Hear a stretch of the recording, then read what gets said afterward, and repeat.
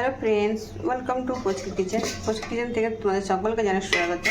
আজকে পুচকি কিচেনে দেখো মাছ বানাবো। ছোট সাইজের একটা রুই মাছ নিয়ে কেটে নিয়েছি। এটা তো হলুদ মিক্স করে রেখে দিয়েছি। এবার নুন দিয়ে দেবো।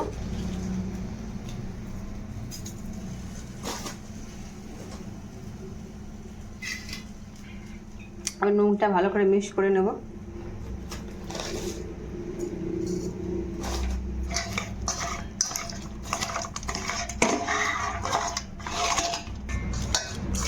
দেখো ভালোভাবে নুনটা মিক্স হয়ে গেছে। আর এখানে একটা ছোট্ট মাছের তেল আছে, তেলটাকে ভালো করে ধুয়ে নিয়েছি। এবার চলো মাছটাকে ভাজবো। তেলটা গরম হয়ে গেছে, আমি অনেকটা মাছ ভেজে রেখেছি।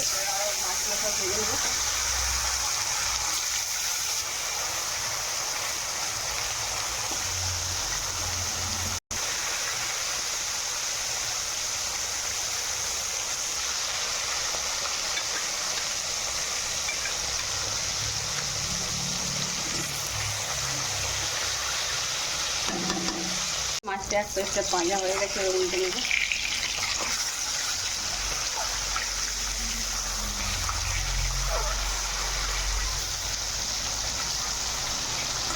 পেস্টটা আমি ভালো করে লাল করে ভেজে নেব। দেখো এখানে আমি পেঁয়াজ কুচি করে রেখে নিয়েছি, দুটো টমেটো, আর এখানে আদা লঙ্কা রসুন আর একটু সামান্য পরিমাণে জিরা গোলকি বেটে নিয়েছি। এবারে সর্ষে বেটে নেবো। তো চলো টমেটোটা কুচি করে আর সর্ষেটা বেটে রান্না করবো। তো প্রথমে মাছগুলো ভালো করে ভেজে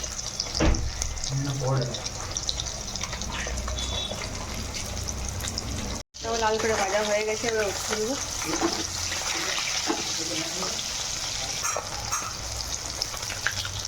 নেবো। মাছটা এবার তুলে নেবো।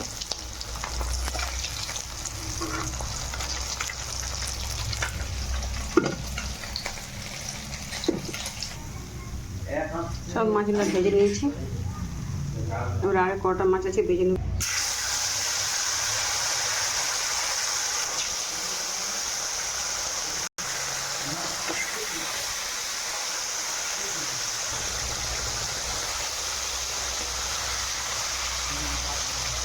মাছগুলো সব ভেজে উঠিয়ে নিয়েছি। এবার পেঁয়াজ আর আলু একসঙ্গে ভেজে নেবো। মাছের তেলটা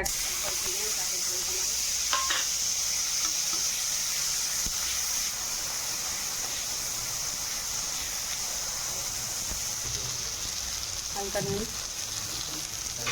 একটু জিরা গুঁড়ো হালকা সামান্য, একটু হলুদ দিয়ে মাছের তেলটা ভেজে নেবো। আলুটা আগে ভেজে নিই, তার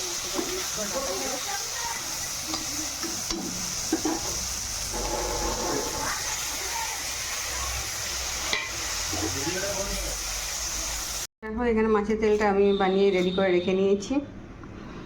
মাছের সঙ্গে মাছের তেল না থাকলে বাঙালির রান্না অসম্পূর্ণ, তাই মাছের তেলটা আমি আগে থেকে রান্না করে রেখে নিয়েছি।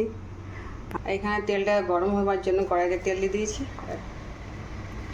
পেঁয়াজ কুচনো করে রাখা পেঁয়াজ, তেজপাতা, পেঁয়াজটা লাল করে নেবো। পেঁয়াজটা লাল হয়ে গেছে, বেটে রাখা মশলা দিয়ে দেবো। সাথে টমেটো কুচি, একটু হলুদ, পরিমাণ মতো নুন, মশলাটা ভেজে নেবো।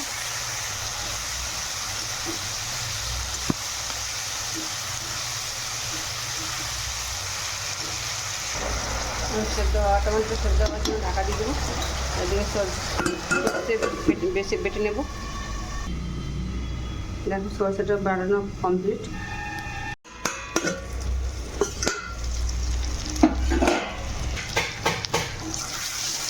টমেটোটা গলে গেছে, তেল ছেড়ে দিয়েছি। এবারে আমি ভেজে নেব। বেটে রাখা সর্ষে দিয়ে ভেজে নেব। সর্ষেটাকে ঢাকা দিয়ে ভেজে নেব।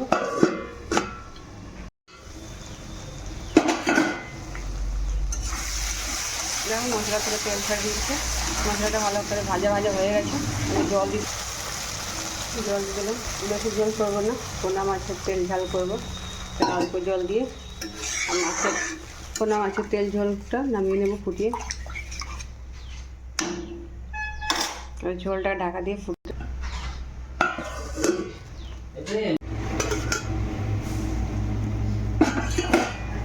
ঝোলটা ফুটে রেডি হয়ে গেছে। ভেজে রাখা মাছ দিয়ে দেবো।